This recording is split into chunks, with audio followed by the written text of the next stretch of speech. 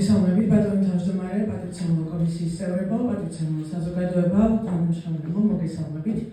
პირველ რიგში, რა თქმა უნდა, მივესალმებით მონიტორ გადაწყვეტილებას კომისიისა ტარიფის დატოვების შენარჩუნების შესახებ.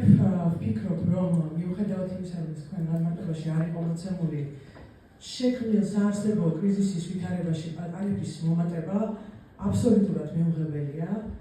კომპანიის მოთხოვნა ქვეყანაში არსებული ვითარებიდან გამომდინარე შეუსაბამოა და მივესალმებით გადაწყვეტილებას კომისიისა, რომ არ იქნეს ის გათვალისწინებული თუნდაც 3 თვით.